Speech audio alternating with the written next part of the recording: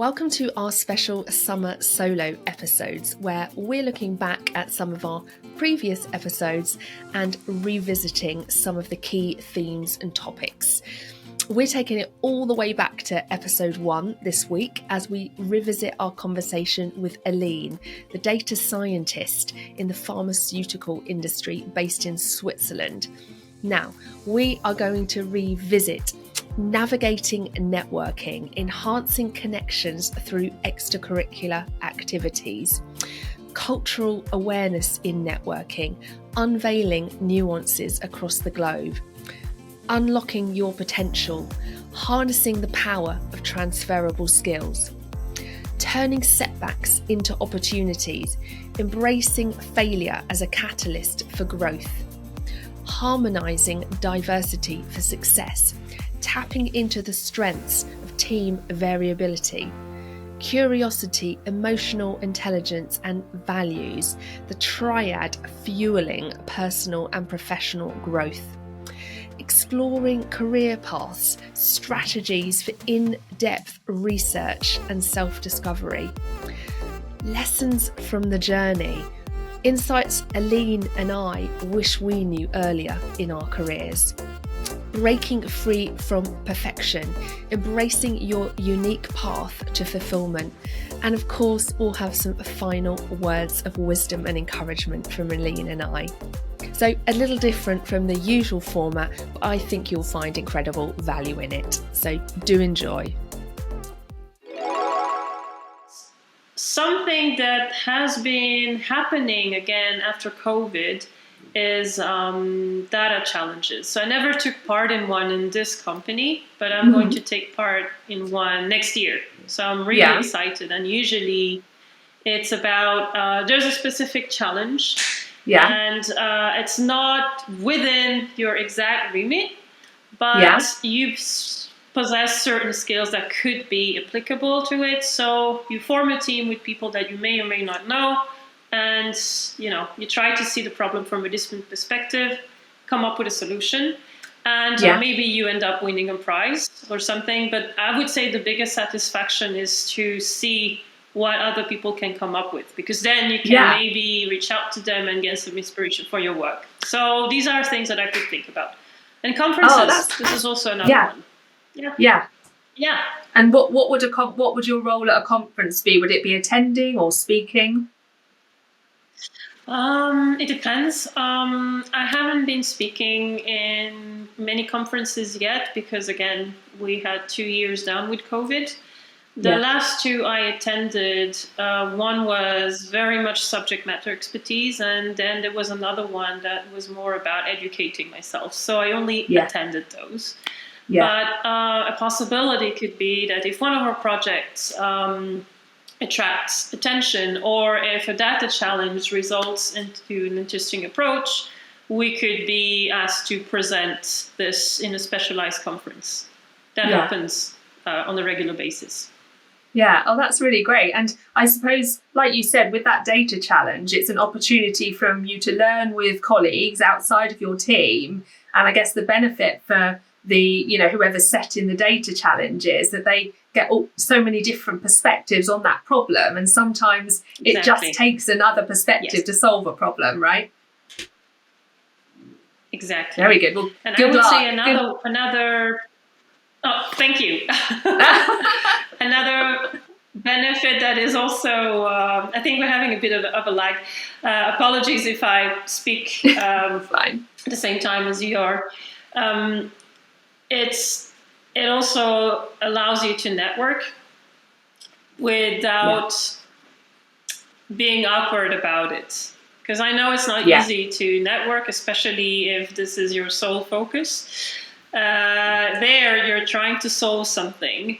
So to me, this is getting to know people in the organization that you may never have met otherwise. And you happen to have the perfect topic of conversation. So it's never awkward. And this is great. Yeah. I think a lot of people struggle with networking, even extroverts. And I think, like you say, having a ready-made topic that you're there to talk about can really help with that. Yes.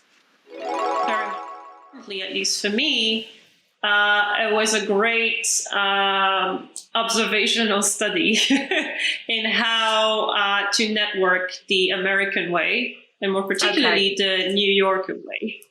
It's very different from what I would be doing back home, and it's polar opposites with, say, the Swiss way. It's completely different. And this is not something they usually teach you, you know?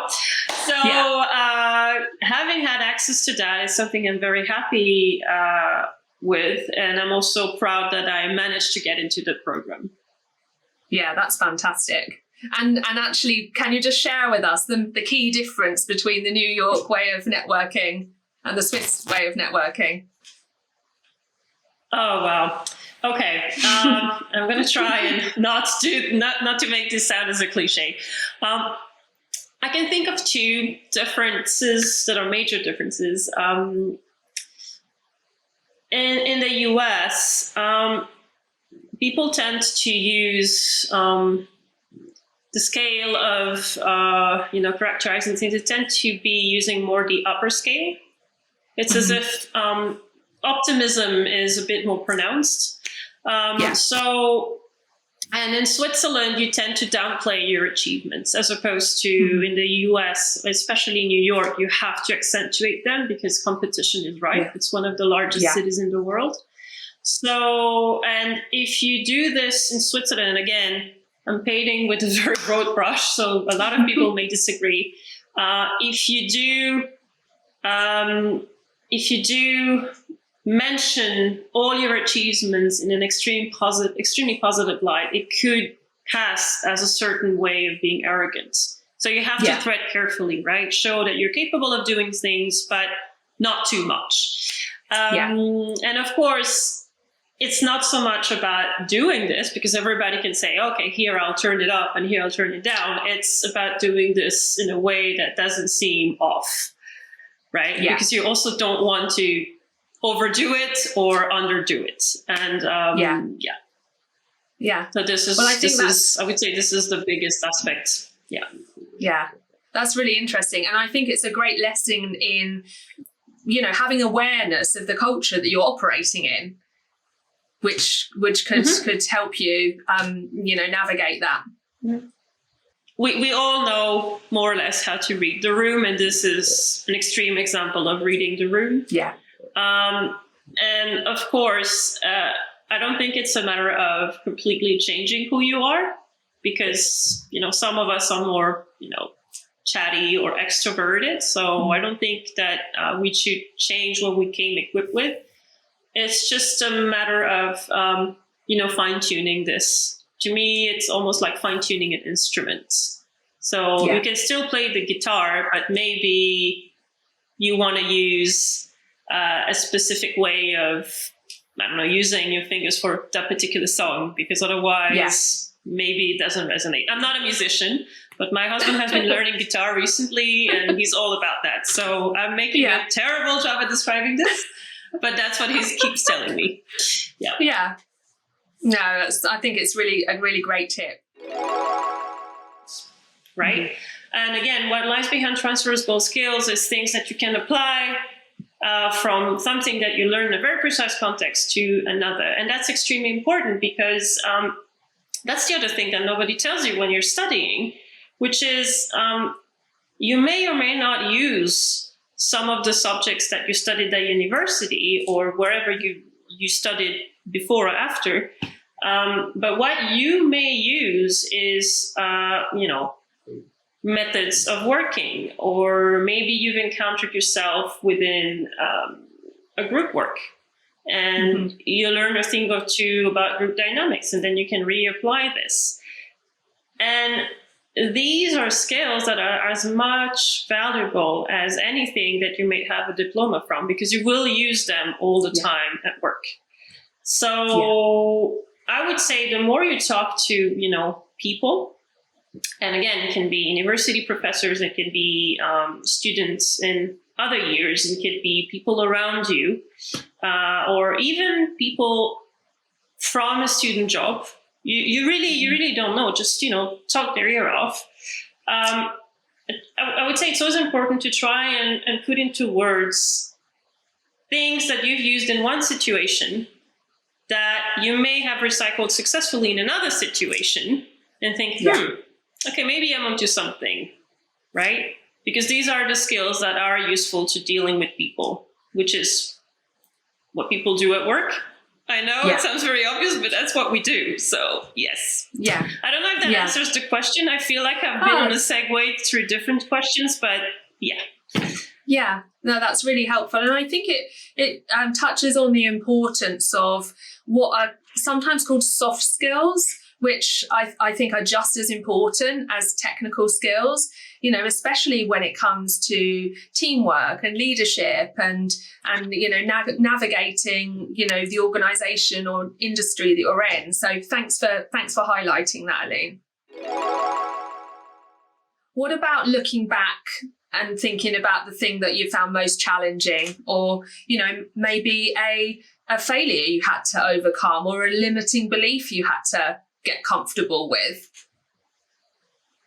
Wow, we would need another 3 hours for this. No, don't worry. We'll do a follow-up.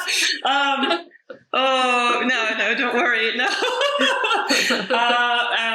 Well, there's been many, you know, drawbacks, poor choices. We all make decisions that we regret. But here's the thing, though. I think we should not be too hard on ourselves, because most of the times we make the decision with the knowledge that we have.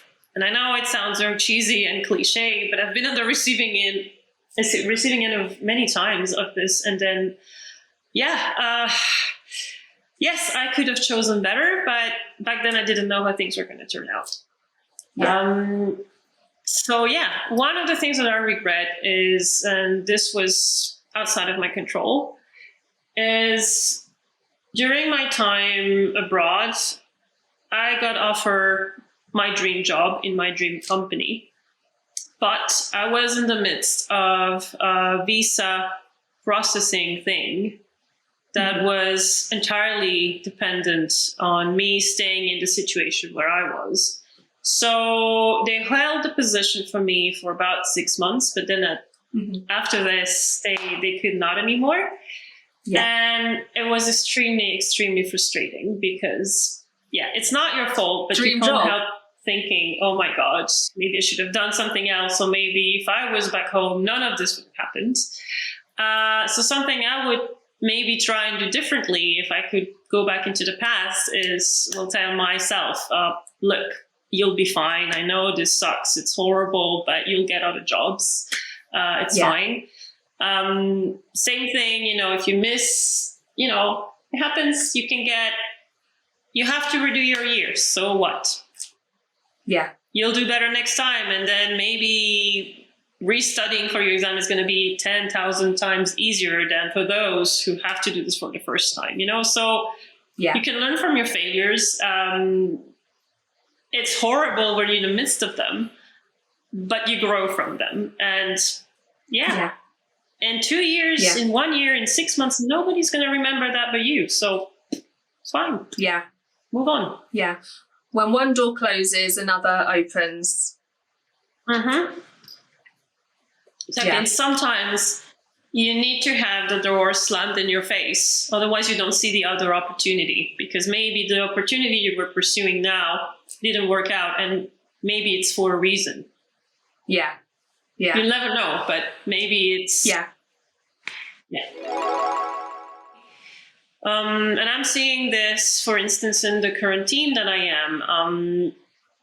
I'm the least computer sciencey of the group, but when it comes to understanding biological concepts, I can more easily draw back from my education. So not all is lost. It's just that I can see the difference between them and me.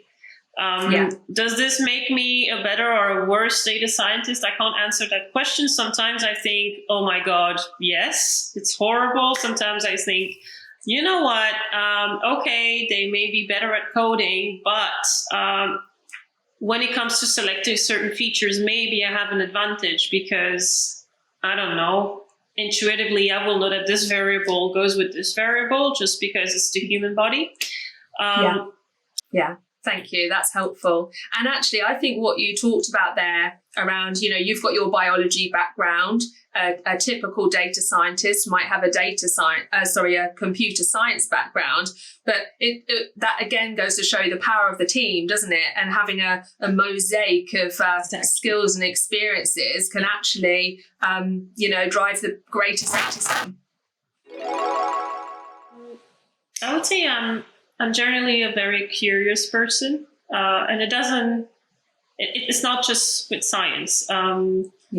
If I meet you, I will want to know everything about you in and out. So be prepared for questions.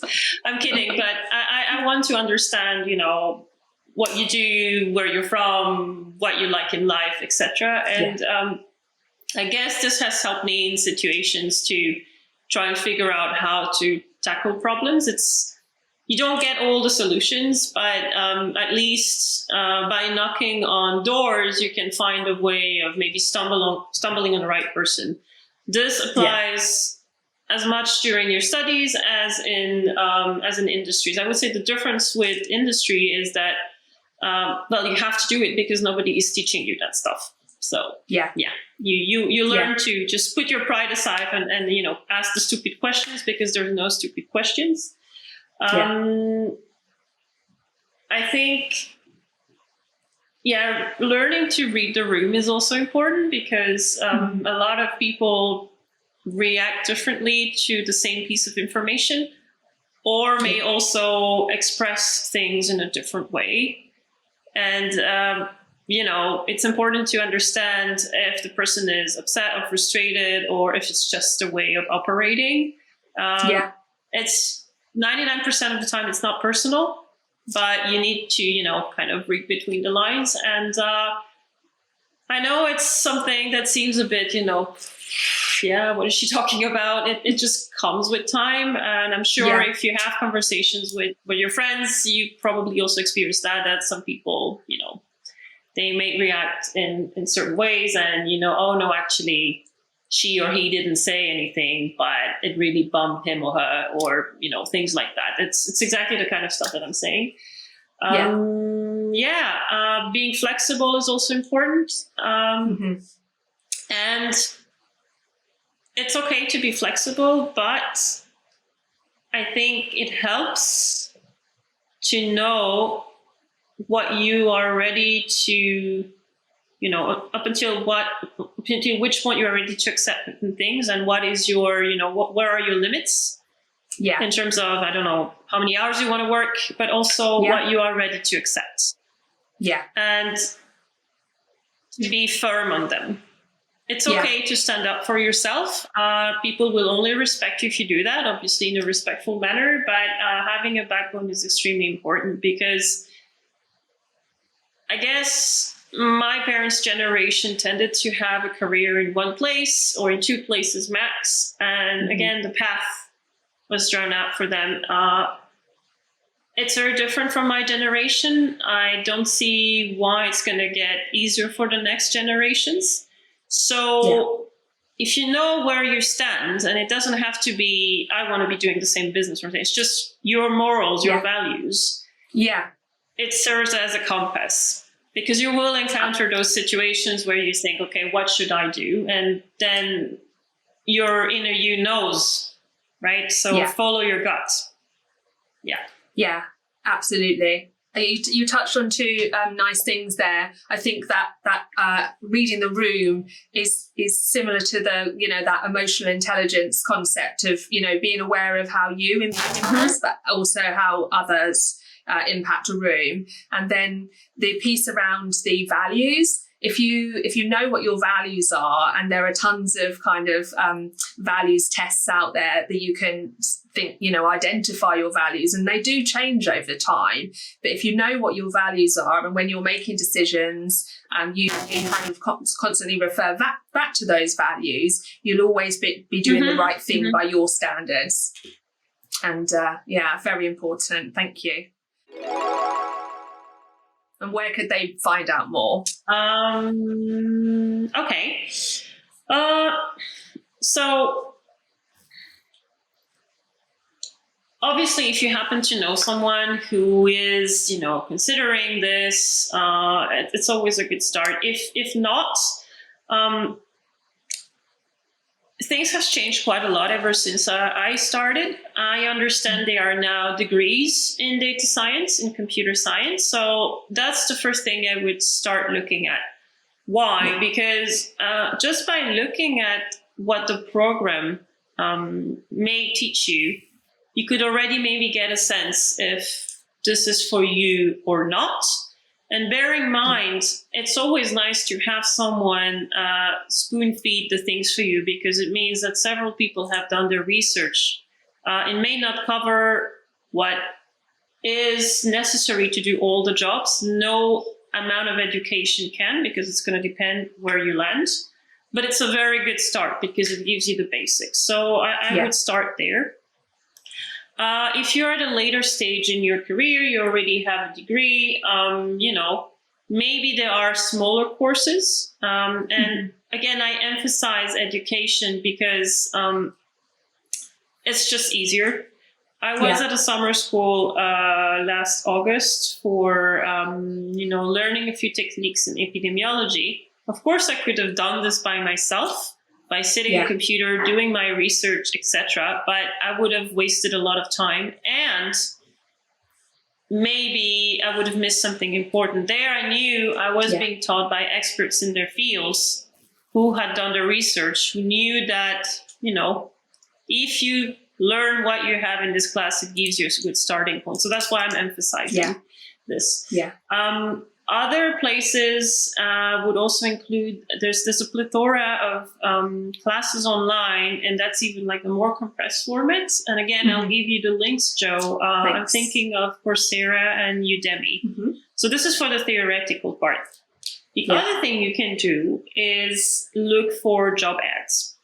And there you have to be a bit patient, because the more you look at those job ads that say data science, the more you will realize that depending on where you look at, it may mean completely different things.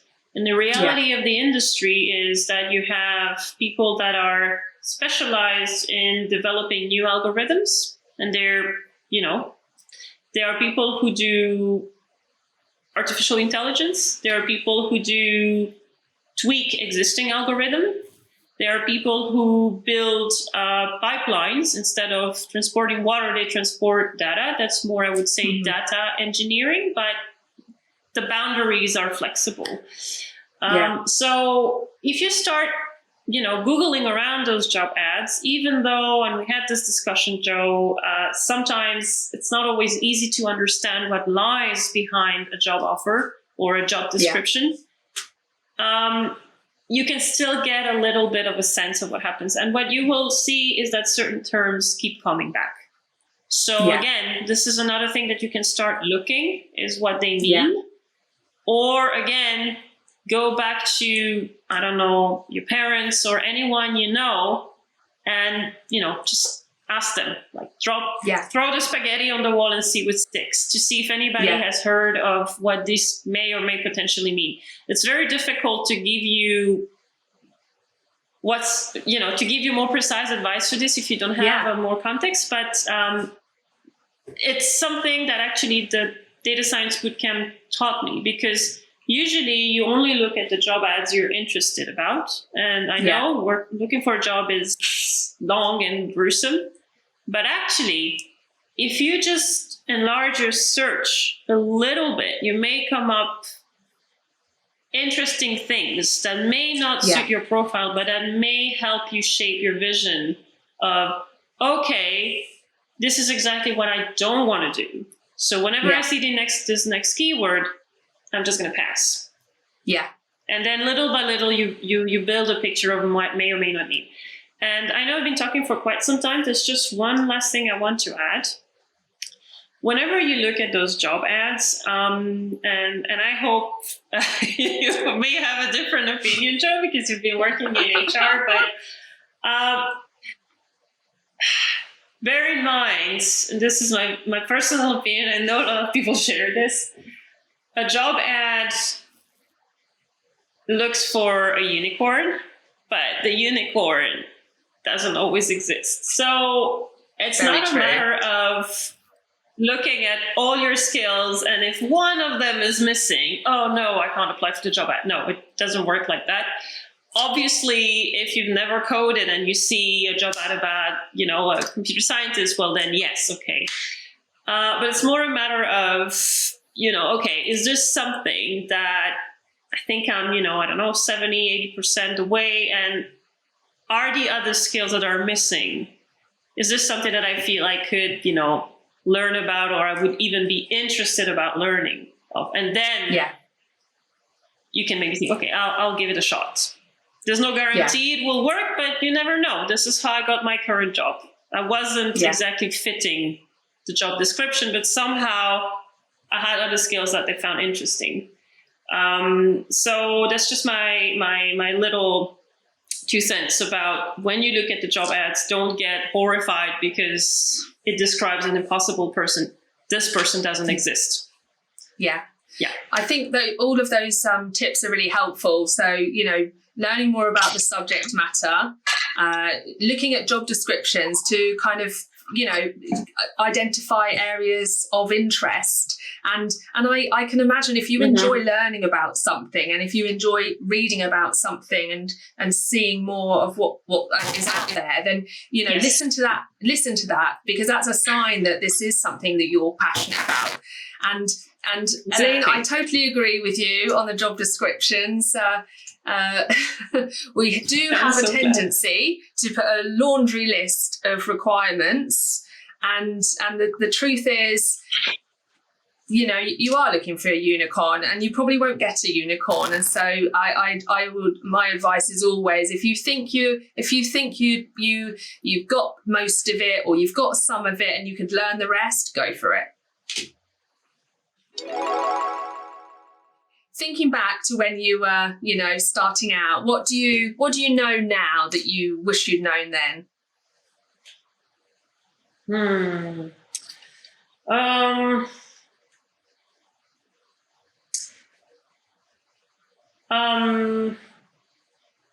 Well, it's difficult because there's many aspects. May I just return the question to you?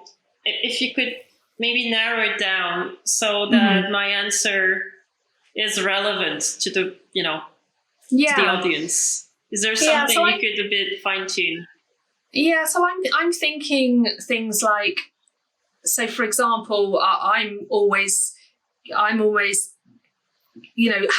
worked in HR for over 20 years and recruited so many different jobs in so many different fields, I'm almost blown away by the amount of opportunities that are out there. So I left uni thinking that really my only options were HR and marketing, and how wrong was I? So I wish I'd known that there was more possibility out there. So that's probably something I wish I'd known. Okay, I see what you mean. So yes, absolutely. Doors will open on the way. It's very hard to just predict where the next step is going to take you, because nowadays careers are seldom linear. They can be if you want, if you're in a niche environment, or if maybe you follow a very, I would say, straightforward path, and there's nothing wrong with that. It's just that nowadays, you can do a lot of things. One of the people when I was a student, decided to drop science to do a manual kind of work. Because at some point that person decided, well, science is fine, but actually I miss doing something with my hands. And, they just trained in the field that they had to train for, and they just started doing their own business. So it's very true. And the thing is, I guess this is also partially shaped by education, because yes, educational structures need to give you, sort of minimal working package that you can, go next. And we've inherited the system where, certain professions were very straightforward. And I'm thinking of, law or medicine because, you basically went into that field and then maybe did a specialty, but that's what you did. And nowadays there's a ton of different jobs that appear in the market and there's not a matching education. Yeah. It's not like a one-to-one pairing. So you can actually do a lot of things. And I think the other thing that happens is, and again, I'm aware the UK may function differently. This is something I discovered in the United States.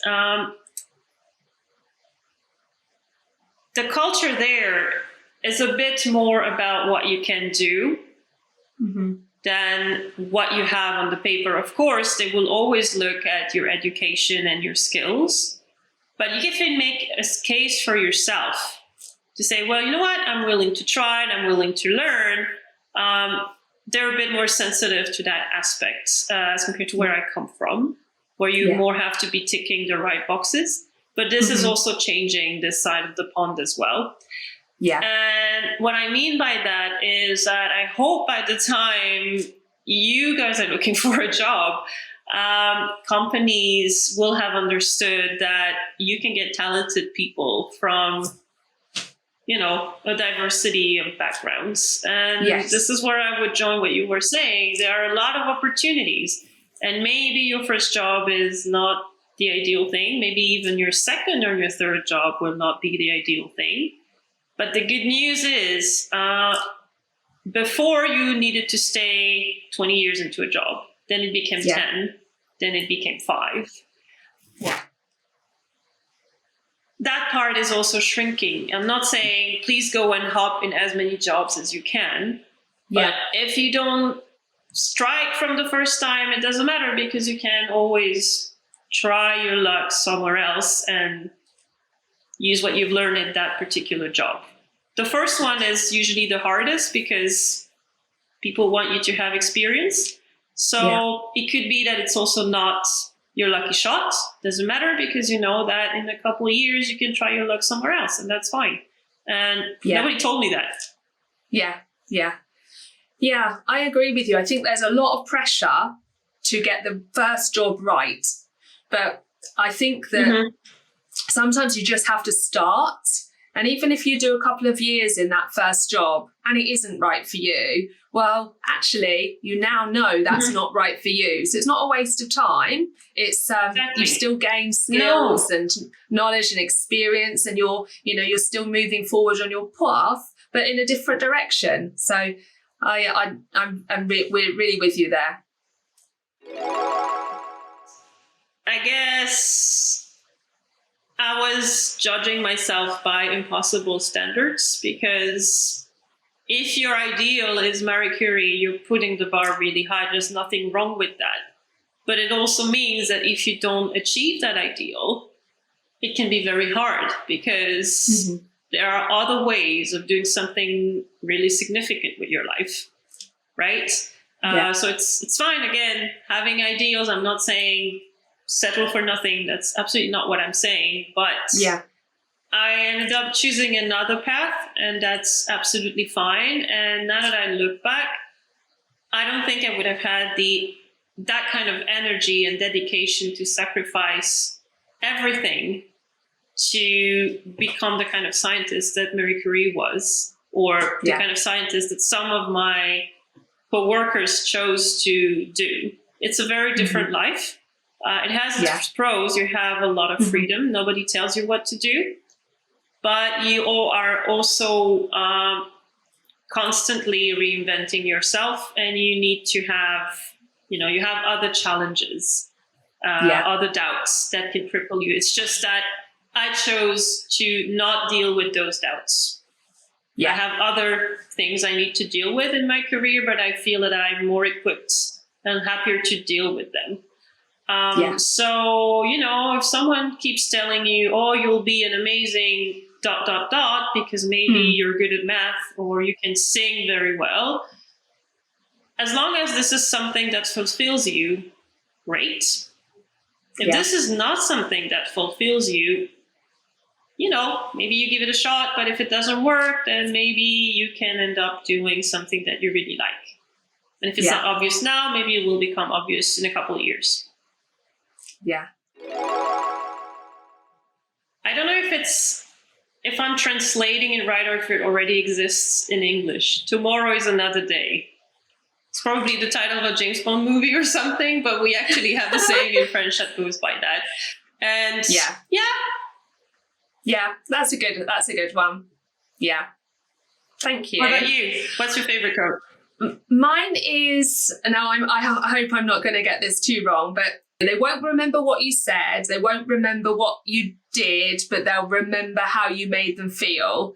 And it's a Maya Angelou quote, and I just think that's and it's so true. You know, if I think back on, you know, events throughout my life, you know, positive moments, not so positive moments, you do remember how you feel, and I just think it's so important to make people feel good. So yeah. Yes. Have faith in yourself. Again, cheesy, but that's true. I love it. And I love it. Thanks, Joe. It's been a pleasure, and I think what you're doing is great. So congrats again. Thank you so much for joining us today on this special summer solo episode. I really hope you enjoyed it. If you like this format, do let me know and we can do more of it. And if you have any questions, comments or suggestions, do get in touch with us. Do share it with your friends if you have gained any value out of today's episode, and subscribe wherever you get your podcasts. So until next time, thanks so much for tuning in. Have a great week, whatever you are doing. Take care.